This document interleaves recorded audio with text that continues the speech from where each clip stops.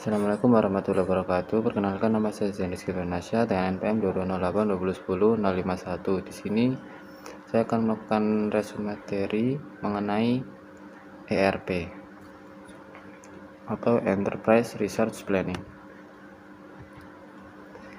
ERP sendiri yaitu merupakan konsep untuk merencanakan dan mengelola sumber daya perusahaan, meliputi dana, mesin, manusia, suku cadang, waktu, material, dan juga kapasitas yang berpengaruh luas, mulai dari manajemen paling atas hingga operasional di sebuah perusahaan, agar dapat dimanfaatkan secara optimal. Karakteristik ERP antara lain yaitu sebuah software yang didesain untuk lingkungan pelanggan pengguna server, baik itu secara tradisional maupun berbasis jaringan. Kemudian, sistem ERP membutuhkan sebagian besar dari proses bisnis. Yang ketiga, sistem ERP memproses sebagian besar dari transaksi. Dan yang terakhir adalah sistem ERP menggunakan database perusahaan dengan tipikal untuk menyimpan setiap data sekali saja. Kemudian, kelebihan penerapan ERP adalah kualitas dan efisiensi, penurunan biaya, pendukung keputusan, efisiensi biaya, sarana belajar bagi para karyawan, kelincahan perusahaan, dan juga integrasi data. Kelemahannya sendiri yaitu terbatasnya kustomisasi dalam perangkat lunak ERP, harga sistem yang sangat mahal, perekayaan kembali proses bisnis untuk menyesuaikan dengan standar industri yang telah dideskripsikan oleh sistem ERP, dan dapat menyebabkan hilangnya keuntungan kompetitif. Kemudian, data dalam sistem ERP berada dalam satu tempat.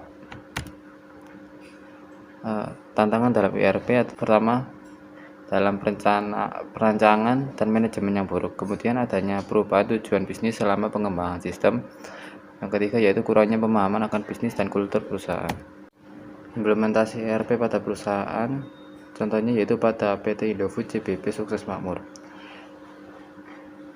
Di sini perusahaan tersebut merupakan perusahaan yang telah bergerak di bidang industri makanan dan juga minuman yang didirikan di Indonesia.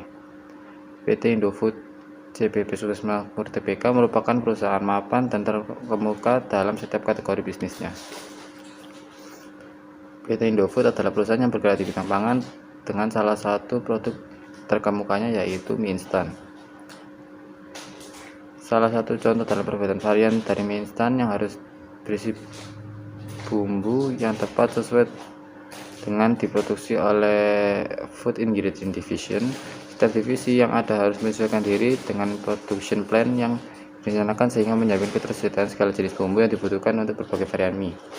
Di sisi lain, mereka juga harus menjaga persediaan di gudang seminimal mungkin agar dapat efektif dalam memenuhi permintaan pasar. Dalam hal inilah ERP dapat membuat semua proses bisnis dalam PT Indofood dapat diatur dan membantu menjadwal proses produksi mereka sebaik mungkin. PT Indofood memilih platform sistem dari ERP. Mereka memiliki 3 kriteria yang harus dipenuhi, antara lain reliability, scalability, dan juga kemudahan manajemen. Dengan melihat kriteria tersebut, PT Indofood memiliki IBM iSeries sebagai platform sistem mereka. iSeries dapat memberikan keamanan, kemampuan skalabilitas, dan efisiensi biaya untuk mendukung SAP.